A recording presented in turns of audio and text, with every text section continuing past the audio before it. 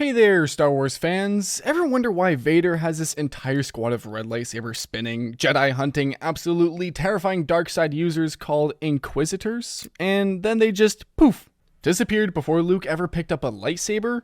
Well, grab your blue milk and settle in, because we're about to dive deep into one of the Empire's most fascinating and mysterious organizations. The Inquisitorious, also known as the Inquisitorious Program, the Order of Inquisitors, the Inquisitors Corps, the Imperial Inquisition, or simply Inquisition, was an organization of Force-sensitive operatives under the Galactic Empire. But here's where it gets juicy. These weren't just random dark side users the Empire picked up at the local cantina. No. These were former Jedis. And before you ask, no, the Inquisitors weren't Sith. The Sith follow the rule of two, one master, one apprentice. Always two, never more. Palpatine was the master, Vader was the apprentice, and that's it for the Sith Club. The Inquisitors? They were dark side adepts, Force-sensitive agents who served the Sith but could never join their exclusive order. Think of them as the Sith's contractors, all the dark side powers, none of the prestigious title. Picture this, it's 19 BBY, Order 66 has just gone down. The Jedi Temple is burning, Palpatine has declared himself Emperor, and suddenly, being a Jedi is about as healthy as hugging a Rancor. But here's the twisted genius of Palpatine and Vader. Why waste all that Force-sensitive talent? The Grand Inquisitor described the Inquisition as a new coven established to replace the Jedi Order, which he claimed had failed the Republic. The recruitment process? Well, recruitment is a generous term. All known Inquisitors were originally Jedi or Padawans who were tortured and corrupted by the dark side following Order 66. Some joined willingly, like the Grand Inquisitor who was disillusioned after the whole Ahsoka Barriss Offee temple bombing incident. Others? Let's just say Vader had some very persuasive interview techniques involving force lightning and psychological torture. Being chosen as candidates for induction into the Inquisitorious naturally meant that Inquisitors demonstrated a level of affinity for the dark side and hence were prone to bouts of anger, rage, frustration, impulsiveness, and vanity. These weren't your friendly neighborhood Jedi anymore. They were broken, rebuilt, and pointed like weapons at their former brothers and sisters. So what exactly did these fashion-forward folks with their spinning double-bladed lightsabers do? Well, their job description was pretty straightforward. Inquisitors were tasked with hunting with remaining Jedi throughout the galaxy following the destruction of the Jedi Order, as well as other political dissidents, and retrieving Force-sensitive children as part of Project Harvester. Think of them as the Empire's supernatural SWAT team. Nicknamed Red Blades, they operated with a level of autonomy that would make most Imperial officers jealous. They could commandeer resources, override local authorities, and generally make everyone's life miserable in their pursuit of Jedi survivors. But here's the kicker, they weren't just hunting adult Jedi. Project Harvester was all about snatching up Force-sensitive kids before they could become problems. Pretty dark stuff, even for the Empire. These children would either be turned into future Inquisitors, become Emperor's hands, or, well, let's not think too hard about the alternatives. The Inquisitors also served as Vader's personal quality control department.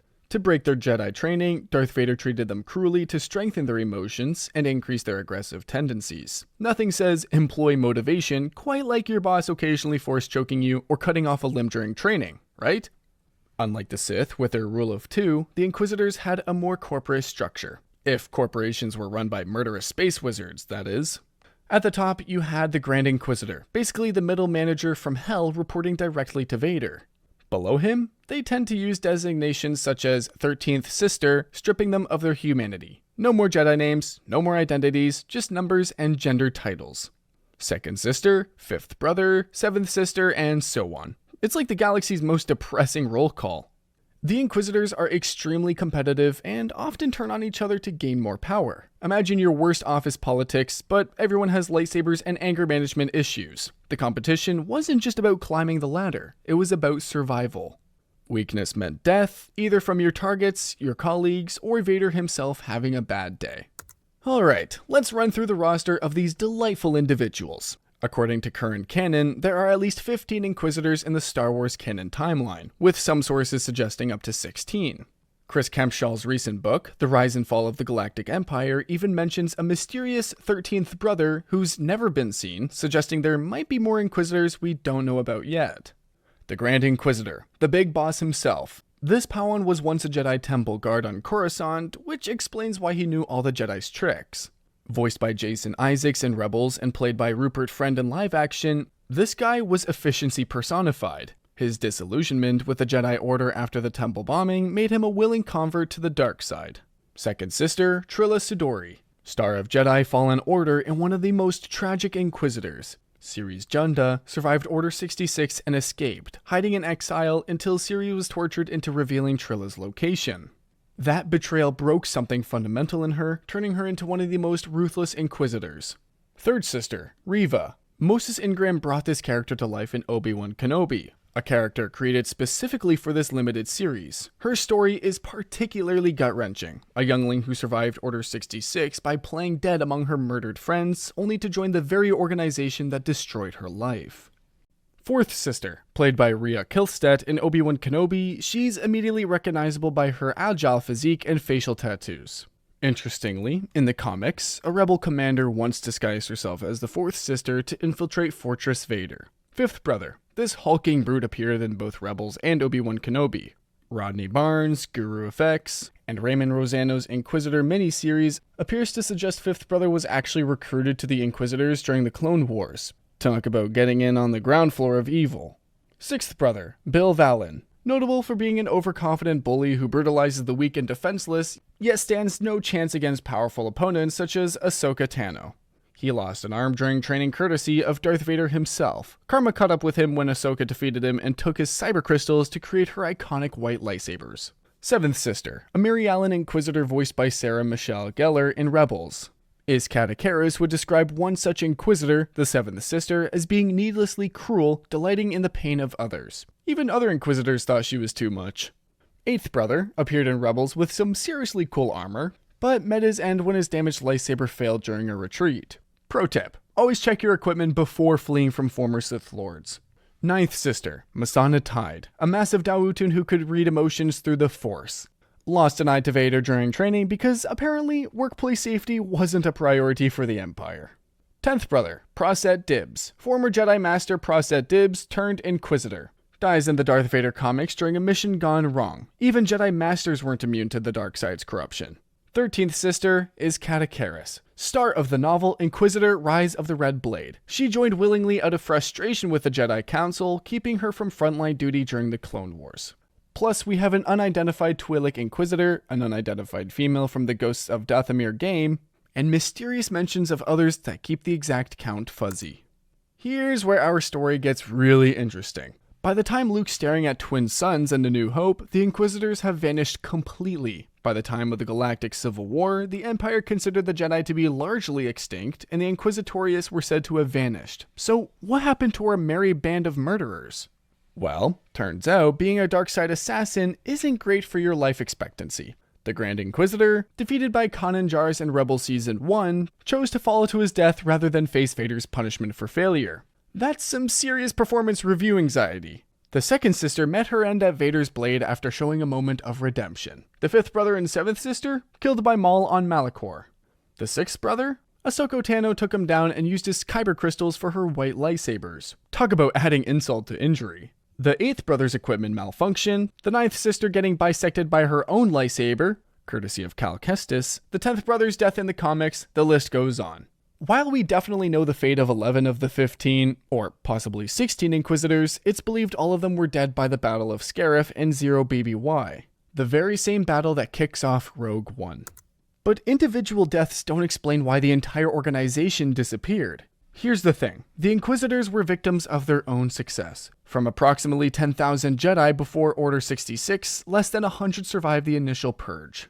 The Inquisitors and Vader hunted down many of these survivors during the Great Jedi Purge. By around 5 BBY, most Jedi survivors were either dead, in deep hiding like Obi-Wan and Yoda, or had abandoned the Force entirely.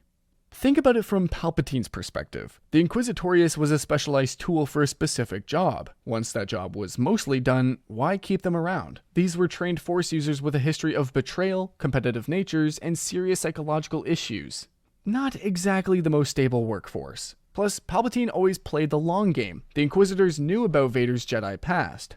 They were living proof that Force users besides the Sith existed within the Empire. As Palpatine consolidated power and the threat of Jedi survivors diminished, the Inquisitors went from asset to liability.